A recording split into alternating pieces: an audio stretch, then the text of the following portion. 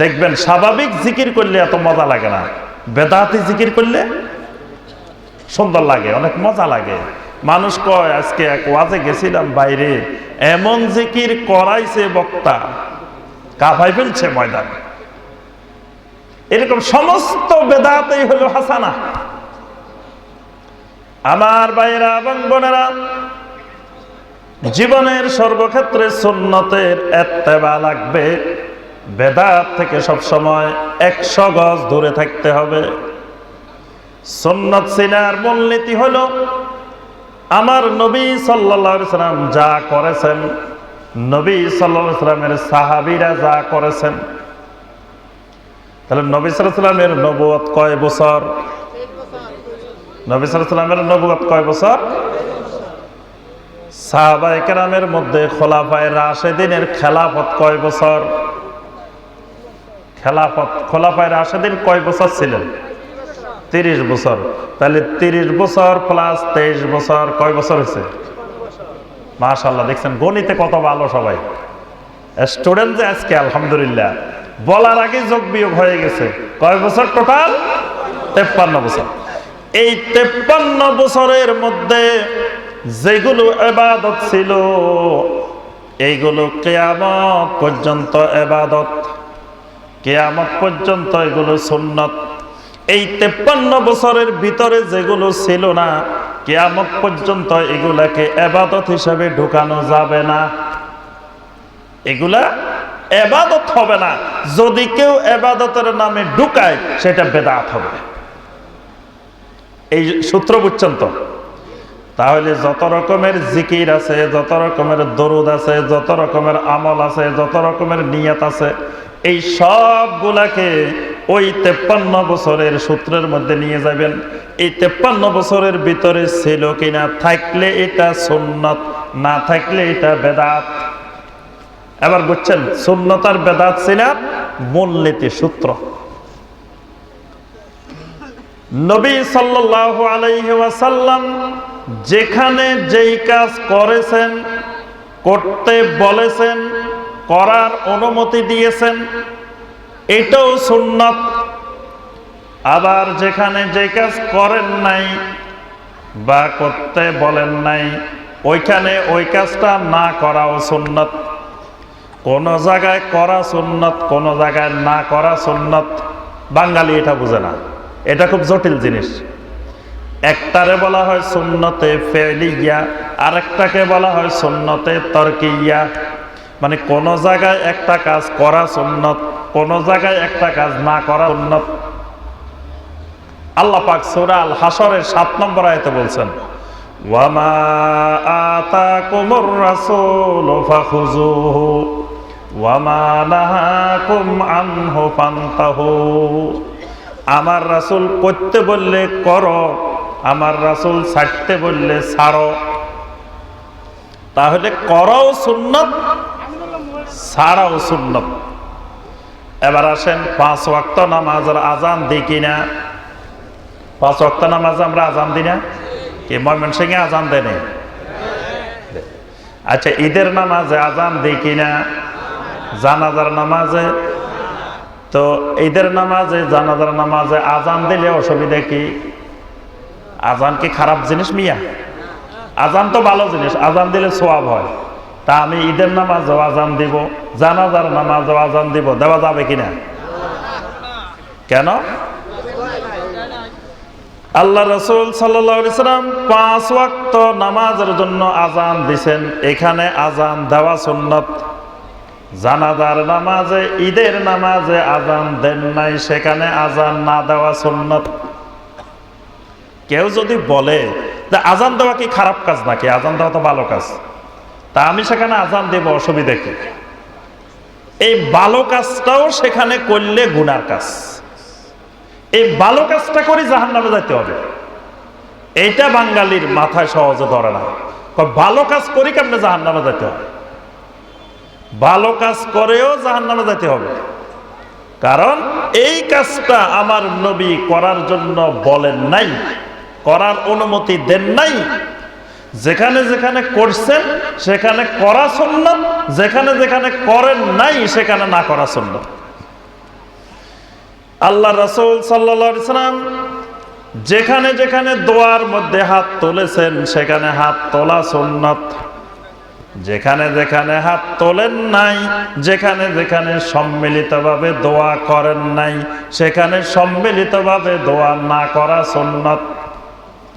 যেখানে নবী সাল্লাল্লাহু আলাইহি ওয়াসাল্লাম হাত তুলে দোয়া করছেন সেখানে তোলা সুন্নাত, যেখানে তোলেন নাই সেখানে না তোলা সুন্নাত। যেখানে একাকী করছেন সেখানে দোয়া একাকী করা সুন্নাত, যেখানে ইজতিমাই করছেন সেখানে ইজতিমাই করা সুন্নাত। এজন্য সব জায়গায় দোয়া করা সুন্নাত না, আর সব দোয়ার মধ্যে হাত তোলা সুন্নাত না, আবার সব দোয়া জামাতবদ্ধভাবে করা সুন্নাত না। এই সূত্র কিন্তু বাংলাদেশের অনেক ভাই ভুল করে, এই অঙ্কে অধিকাংশ জিরো পায়। এই সূত্রে ভুল। কয় মিয়া দোয়া করছি, অসুবিধা কি? খারাপ কাজ করছি নাকি? মোনাজাত না করছি, আল্লাহর কাছে চাইছি, এটা কি খারাপ কাজ নাকি? এটা তো অনেক ভালো কাজ। কয় দেখো ওয়াহাবি, এরা ওয়াহাবি, এরা আহলে হাদিস, আল্লাহর কাছে চাইতেও দেয় না, কত খারাপ। এটা আল্লাহর কাছে ছাই আপনি জাহান্নামে যেতে হবে।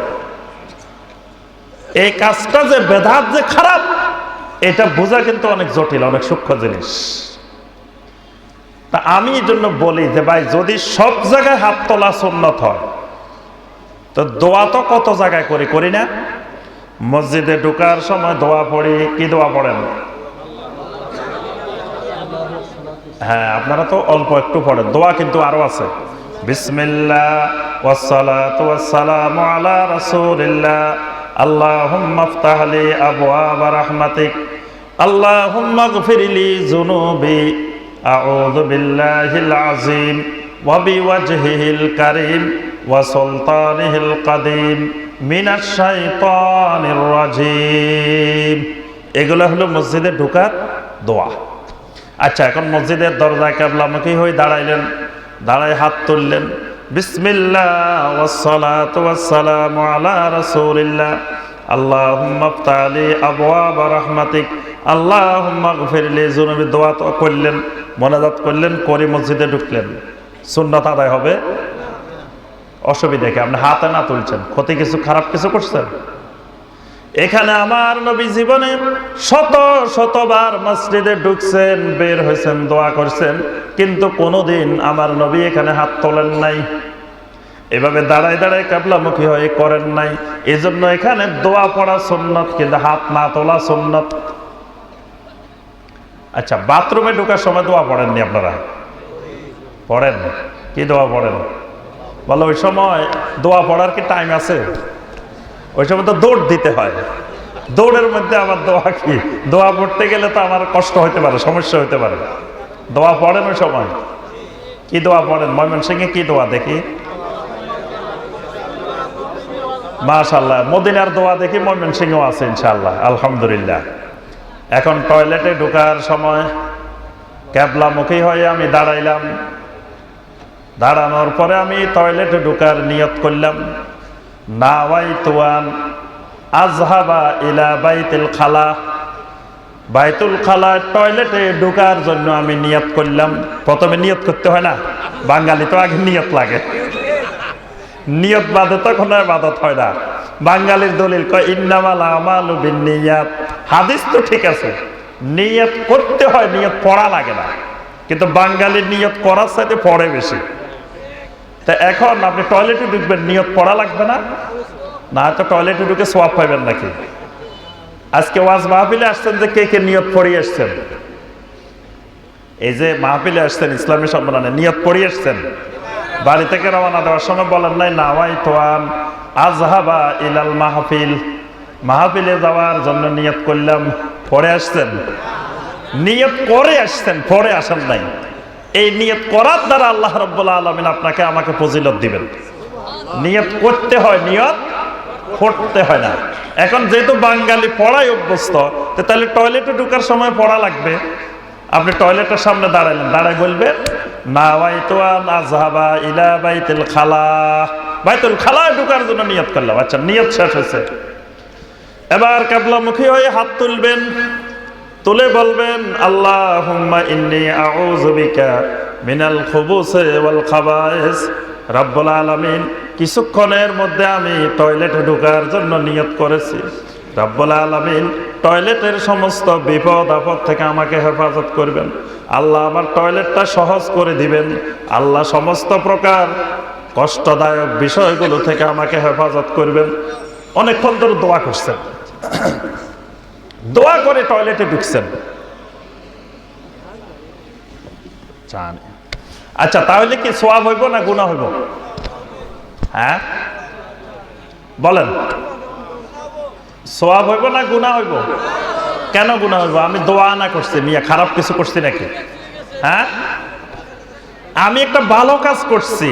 আমি টয়লেটে ঢুকবো তার আগে নিয়ত করলাম, তার আগে আমি সুন্দর করে একটা মোনাজাত করছি, আল্লাহর কাছে কান্নাকাটি করছি গুনাহ মাফের জন্য। কারণ টয়লেটে গেলে নাও তো ফিরে আসতে পারি টয়লেটের ভিতর থেকে। আগে একটু তওবা করে দোয়া করে নিছি। আমি খারাপ কিছু করছি নাকি?